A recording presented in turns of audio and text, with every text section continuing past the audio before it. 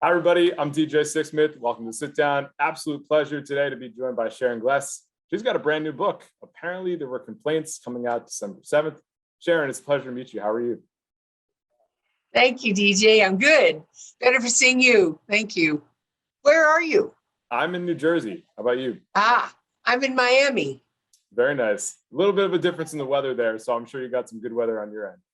Right now, it's quite beautiful. Yes. Thank you. Well, you grew up in California. You're doing your thing in Miami. I did. Right now. You wrote all about your life in here, and it's really an extraordinary life. So what was it like putting this book together and going back and thinking about some things from all these different parts of your life? Well, it took me 7 years to do it. So at first, I didn't think I could do it.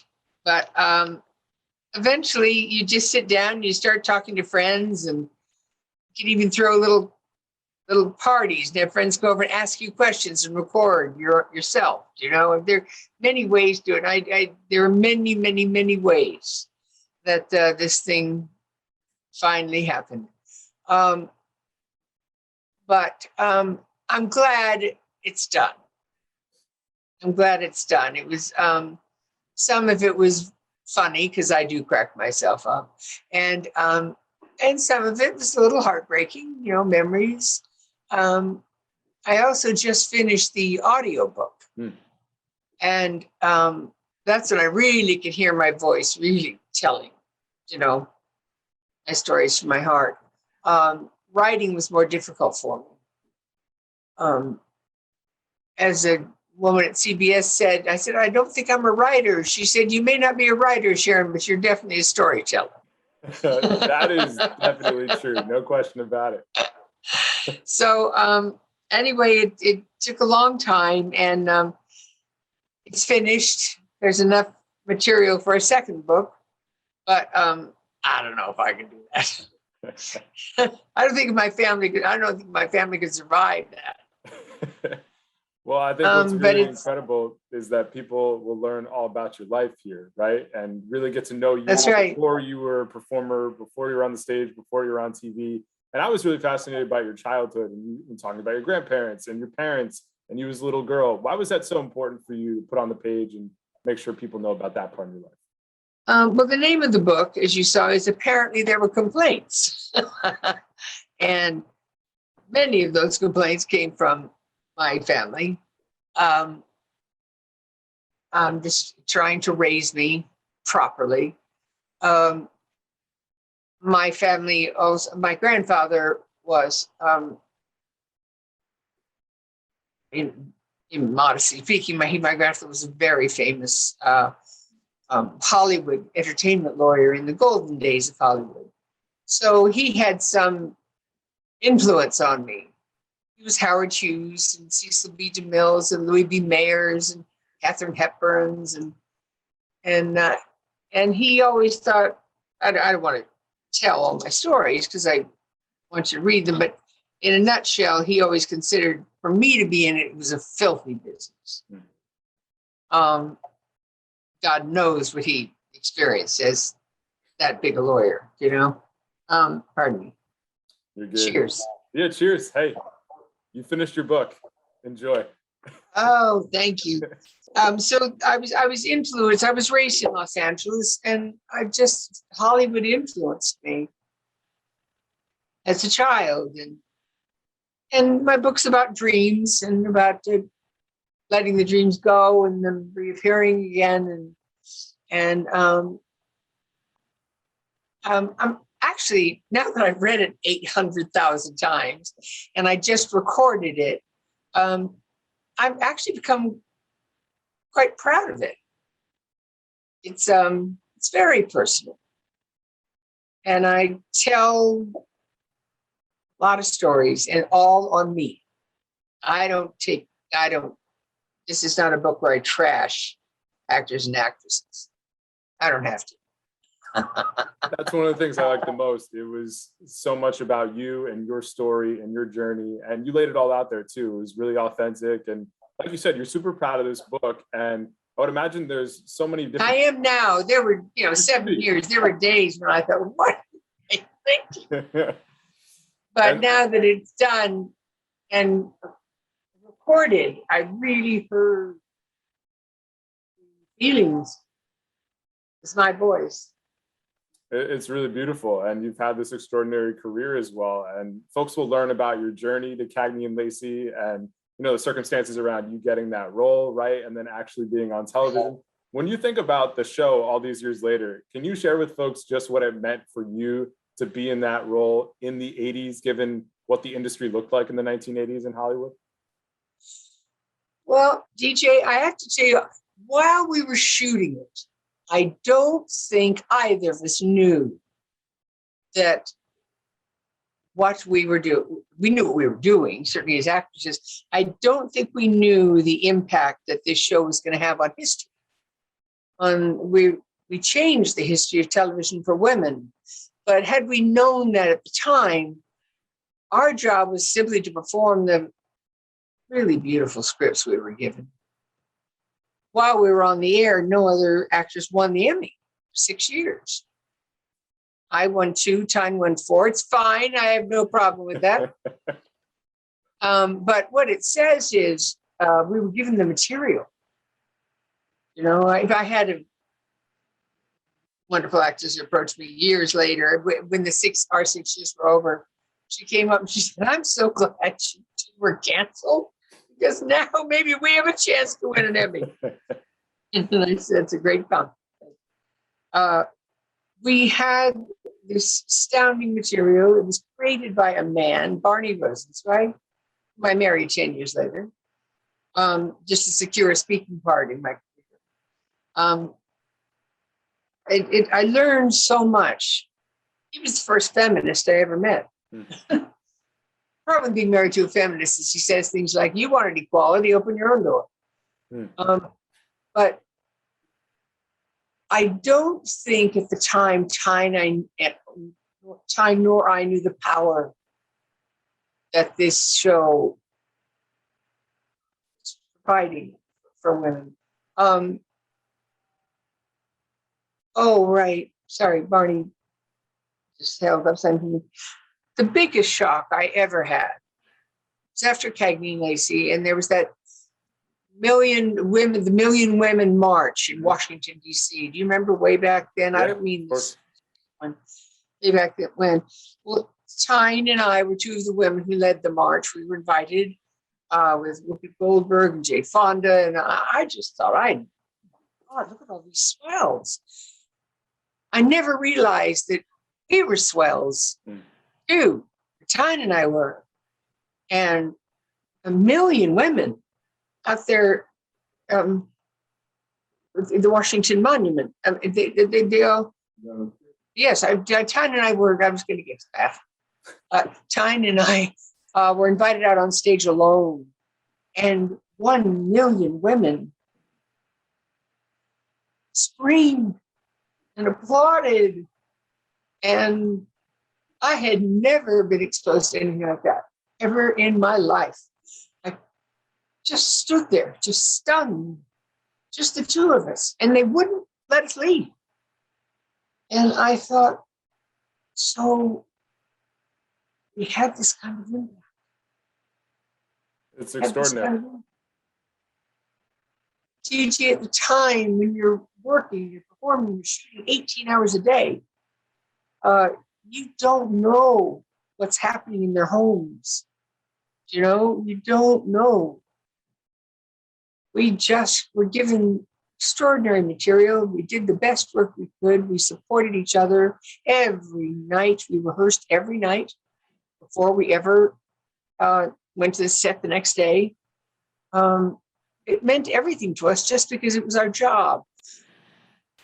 But now, looking back on what we did, and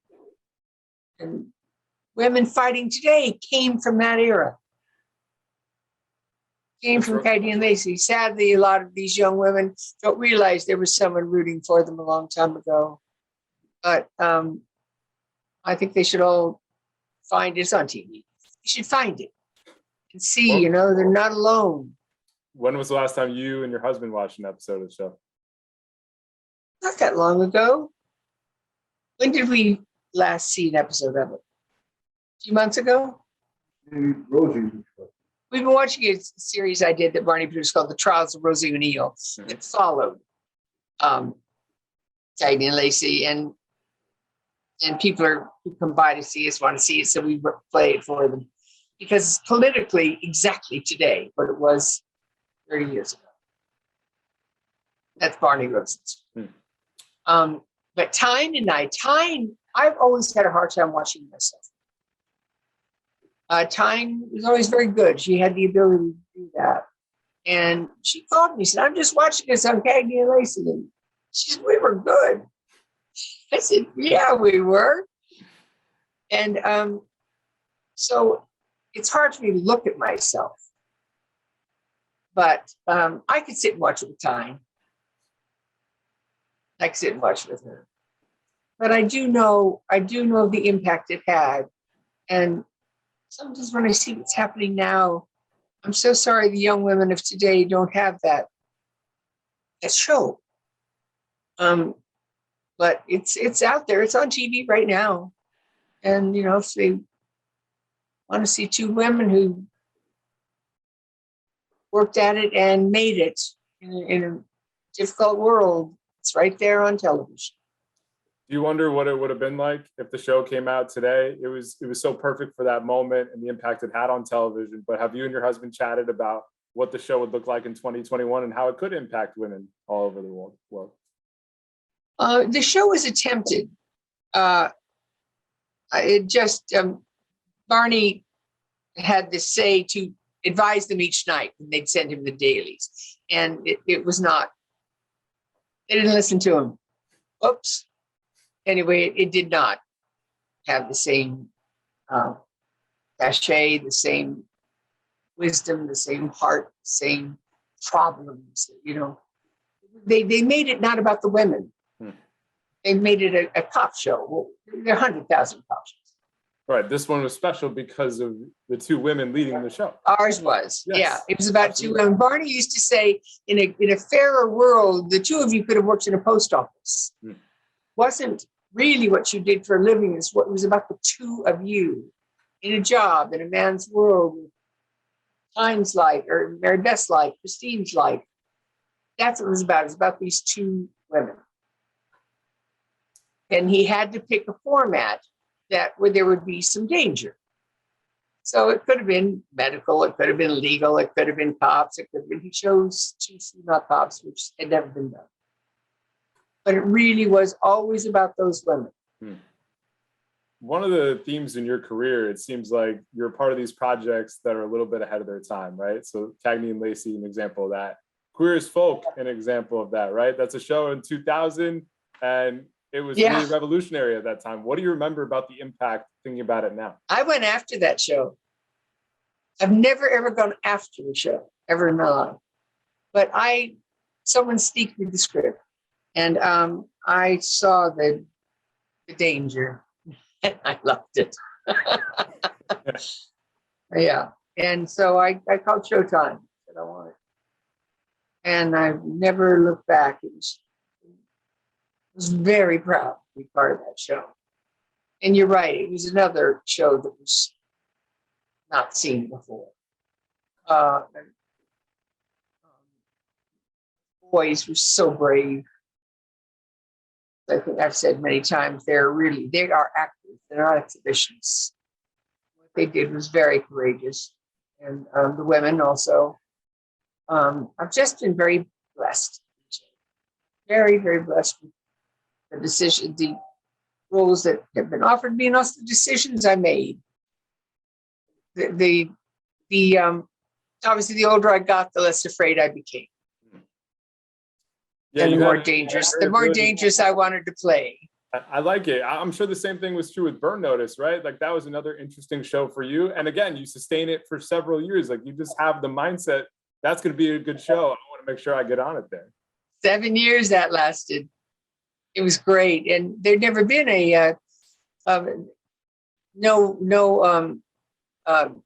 spy had ever had a mother before. So it was a very cool role to play. I played, a wonderful mother in Queer as Folk. But at first I thought, I want to play a mother again. But this mother was so cool and such trouble, and she became a bit of a spy herself. You know how it ended. Mm-hmm. Yeah, definitely an interesting role for you there. Wasn't it? Yeah. You're reminding me, I'm very happily how blessed I have been. No question about Very it. blessed I've been. And I have no intention of being done. No, you got plenty to offer still. Whatever you want to do. And that begs the question, what are the other things you'd still like to do? Because you are an entertainer and a performer and now an author. I mean, what else would you still like to get into? My first love has always been television. I still say, according to my husband, television is still the most powerful medium in the world. And I love to act. And I'd like to do another wonderful series. That's my dream. I'm not into. When I was young, I wanted to be a movie star. But television makes better material. The TV is kind of where it's at right now, too. I mean, that's what everybody's talking about these days. The what? TV is what everybody's talking about these days. Movies are kind of a little bit more on the back burner. That's right. Yeah, TV is wonderful, and everybody's flying to it now. Yeah, it's really motion picture people who wouldn't touch television and can't get a job are flying to television. So it makes less jobs for those of us who are television. But it doesn't matter. There's plenty out there, and that's where I will land. That's where I hope I land. One of the things that's really clear in your book, just from the very start of it, is the importance of you being happy, right? Whether it's you as a little girl, you in your career, even you where you are. You read it. I did read it. Yes, it's important to read it. What is most important to you in terms of achieving that happiness? How do you make that happen today? Because whether it's you or me or anybody else, we all deal with things in our life. We all go through struggles, right? You talk about stuff with your family and alcoholism and just the ebbs and flows of your career. How do you maintain happiness given everything in your journey? Well, I don't have a secret happiness, but I do have gratitude. And as long as I can find gratitude for the life I've had, I know that feeling of gratitude, and I believe I can experience that emotion in my life again for something I haven't even dreamed existed. But I try to be grateful for my good health, my wonderful family I have and I had. And this life I've had is pretty swell, despite there were lots of complaints. But I survived them, and I'm still standing. That's and I have beautifully said. Awards. The awards made me feel good because it wasn't just me saying, "Oh, I can do this." My peers have acknowledged me. That means a great deal to me. Some people say, "Oh, awards don't mean anything." Yeah, they do.